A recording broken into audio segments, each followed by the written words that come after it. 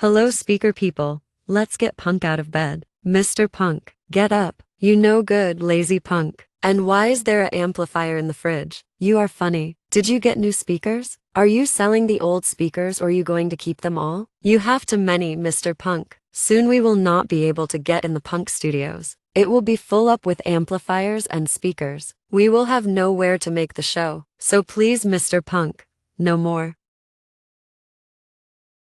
Morning, AI. Not this again, AI. About having too many speakers. Can never have enough speakers, AI. And AI, have I got news for you?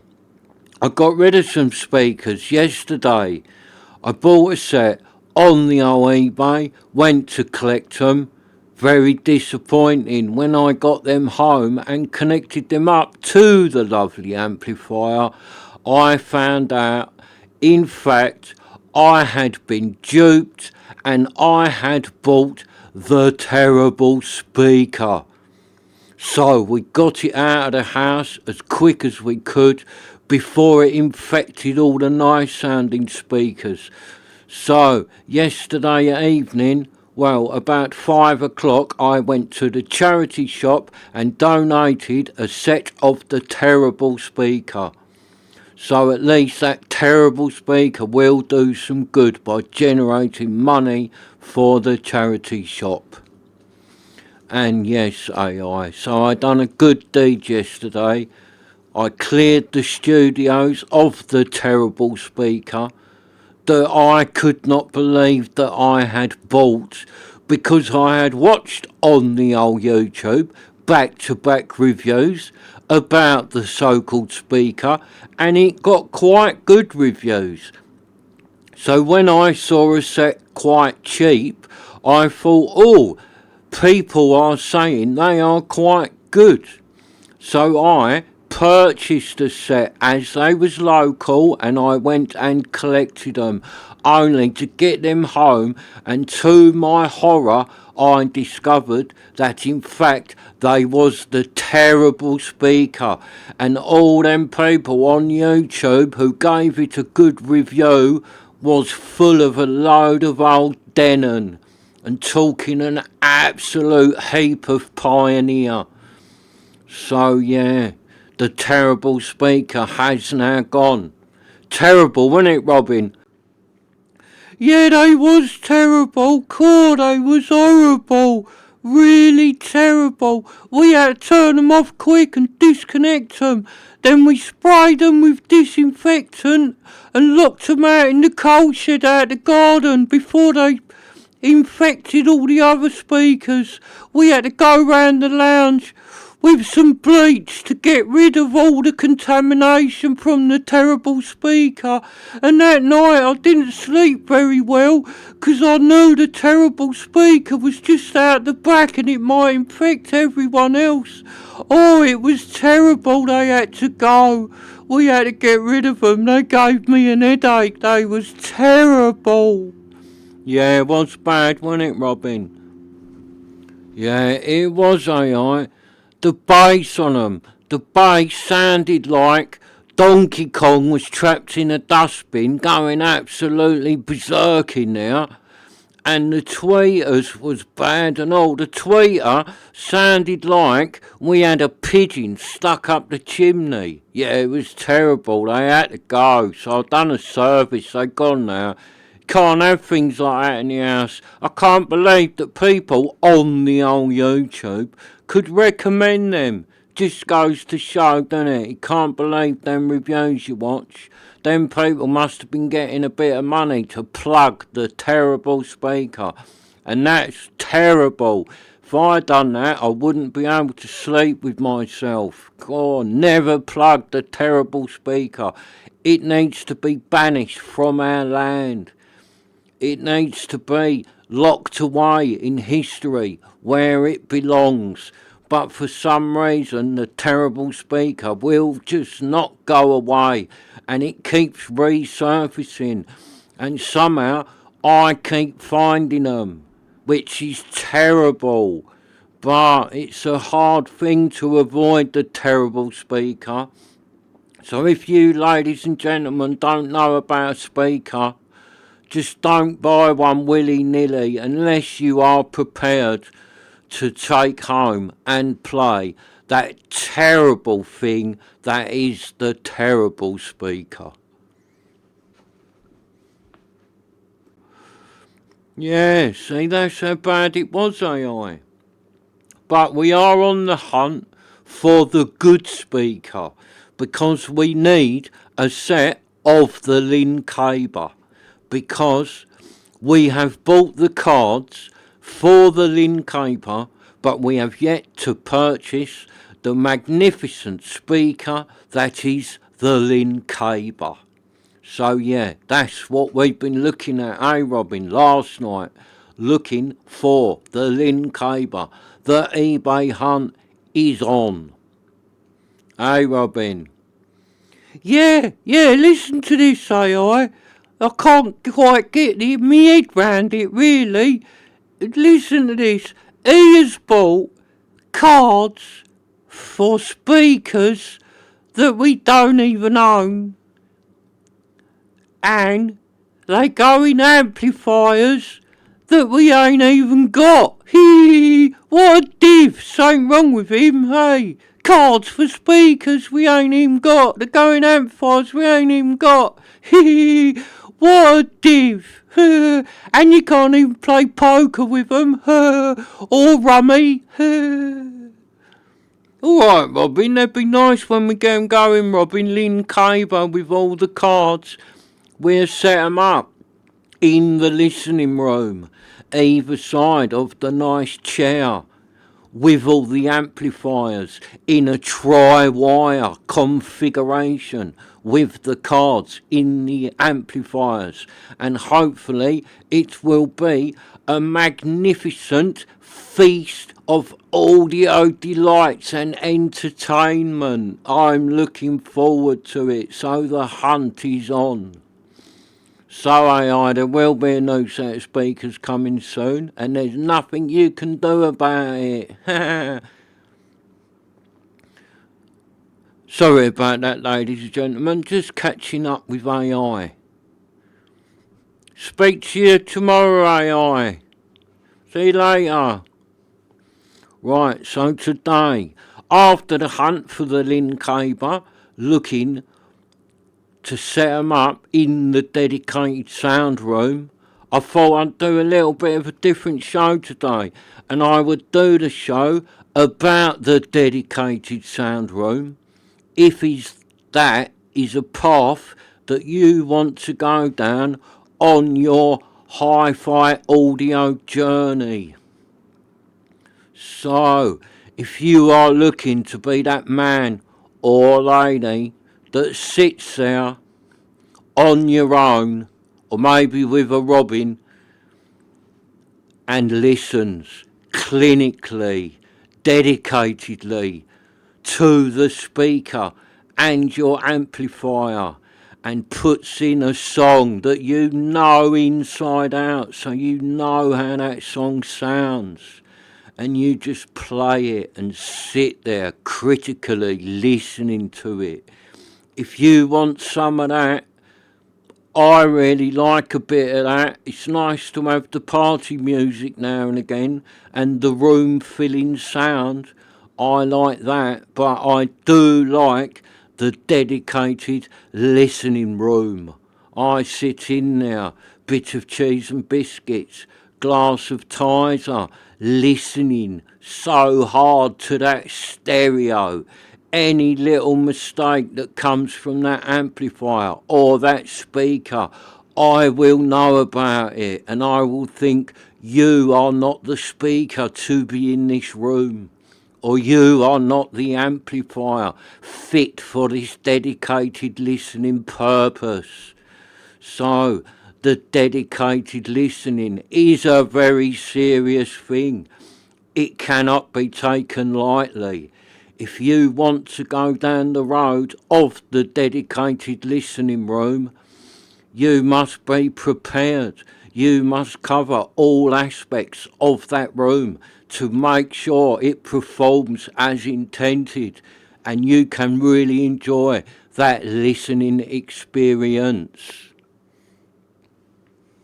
If you are still here and you are still viewing and listening to us on the YouTube channel, then you are serious about the listening room.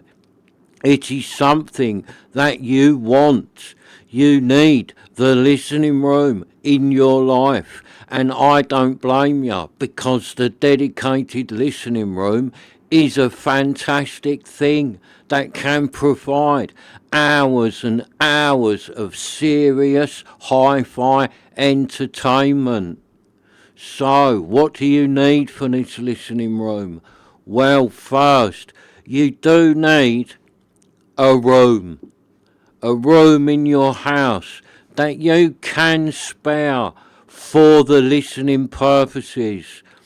Because you cannot use the laundry room with the tumble dryer and the washing machine going. This is not a good listening room. You cannot use the garage because of the big metal door and all the vibration. The garage does not do a good listening room, and in the UK it is very cold in the winter, and that is when you will use the listening room the most. So the garage is too cold, so you won't use it in the winter. And in the summer the garage will be too hot, so the garage listening room does not get used and sits empty. So where do you need to have it, ladies and gentlemen? Well, you need it in any room in the house that you can just dedicate to the pleasurable pastime of the listening to the music in a clinical way. So the first thing you need is the room. Then you need a nice chair. If your missus or your friend will join you in the room, maybe you need a small two-seater sofa. But most people sit in there on their own or with a robin, so they only have the one chair. The good chair for the listening purposes is the leather Chesterfield wingback. I have found this to be a lovely chair, comfy and lovely for the listening. But any kind of chair can do, and this might not be that expensive, because if you go to the local charity shop, you will always find a chair good enough for the listening purposes at a very reasonable price. So this is a good way, a good start, is get your chair from the charity shop. Or you may be lucky enough to have a chair already indoors that is fit for this purpose. So next of all, you need a nice amplifier. So you get a nice amplifier, one that you know is quite good. Followed by the nice amplifier, you get the speaker. Now I would say in the clinical listening room, the big floor standard variety of speakers might not be the best. They're the best for the party environment and the rocking down of the house. But in that clinical room, the floor stander is sometimes a bit big and a bit boomy to listen to clinically. So you need a nice set of speakers. Not too small, but not massive. And also you need a nice set of stands to put the speakers on.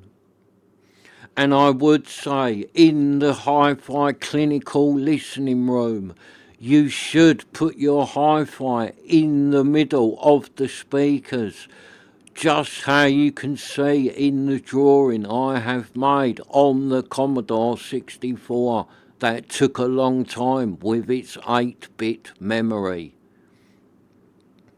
So yeah, put the hi-fi in the middle. The reason I say this is because you can have short speaker cables which are better for the clinical listening. Shorter the cable, the better. If your hi-fi goes on another wall, it's near one speaker, but the other speaker is far, far away.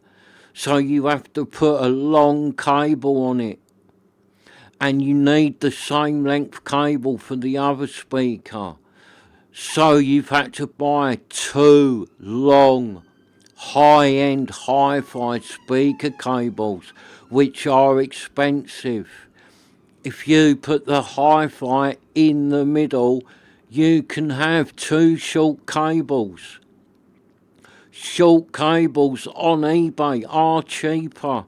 You can buy different cables and change them over without breaking the bank. So the short cable and the hi-fi in the centre is a win, because in that room you will change the cables and then you will listen for another few weeks to that cable. And then you will put the old ones back on. But if you need to buy 6 meters of cable every time you do this, that is a very expensive habit, and you will soon have no money and be on the streets with your hi-fi. So keep your cable short, ladies and gentlemen, for the hi-fi room. Then you can buy cheap bits of cable. You can buy one, say 3 or 4 metre length of cable that will sell cheap on eBay because it's only one length. And you can, yes, this is right, ladies and gentlemen, you can chop that cable in half and make 2 2-metre lengths out of it. So this is a win-win on the old eBay. One cheap cable and then cut it and make 2. Because the changing of the cable in the dedicated hi-fi room is a must. You must do this to appreciate all the aspects of that hi-fi room. So yeah, the speakers on the stands, the hi-fi in the middle, the chair. The table is good, as I've shown in the picture. It is good for the Tizer and the cheese and biscuits, or whatever is your tipple and your snack of choice. But it is optional. I just like the table. It makes the cheese and biscuits and the Tizer a lot more easier to deal with. So, treat yourself. Get the table. It's not a must-have. It is optional, but it is a good option that makes the dedicated listening room that bit more special. So yeah, you've set the room up. You sit there listening. Now's where you do your tweaking. You move them speakers. You move them to you nearer. This is why you need a clearer room. With all clutter in the room, you cannot move everything about. And in the dedicated room, you need to do this. Especially if you're going to buy a few sets of speakers, so you can change them over. Have a couple of amplifiers. Have a couple of CD players or a streamer. Have a couple of decks. Now that's expensive. That's going really dedicated listening if you're getting a couple of turntables in there, so you can change them about. But this is something you will do if you like vinyl later down the line. You will have a few amplifiers, a few sets of cables, a few sets of the old so-called interconnect, which do change the sound from different companies. So yeah, the listening room needs to be empty so you can move them speakers forwards and backwards and turn them towards you more, or angle them away from you more, or bring them closer, or put them near the wall, and put them and try them everywhere to find the sweet spot where that particular set of speakers is very happy and starts to sing. You can also move your chair. Move your chair further back in the room, or move your chair further forwards in the room to achieve this. I have found that the moving of the chair is sometimes easier than the moving of the speakers, because you have to take the speaker, move it, move the stand, get the other one, do it, set them all up so they're all matching again, and then try again. When you can just pull the chair forward and it does the same job without all the hassle. So learn from me, the moving of the chair is good. Yeah, you don't need all the soundproofing on the wall. You don't need that. Maybe much later down the line, if you realise that you love that clinical listening room and you're in there for hours and hours every week just listening to the lovely HiFi sounds, then yeah, later down the line, buy some acoustic foam for your walls. But do not buy the cheap stuff from the Amazon, because I have purchased this only to find out that it is a terrible, terrible thing. The cheap Amazon acoustic foam is not fit for purpose, so do not purchase this. It is a waste of money. You could have bought some speaker cables or a nice little interconnect from the eBay. So yeah, even if you know that your walls are bouncing sound round, you can hang an old blanket up behind you on the chair. That works. Might not be as good as the dedicated acoustic foam, but everybody has got an old blanket at home and you can just hang it up and it works. It does stop that sound bouncing. You can do the same on the side walls. Hang up some big blankets.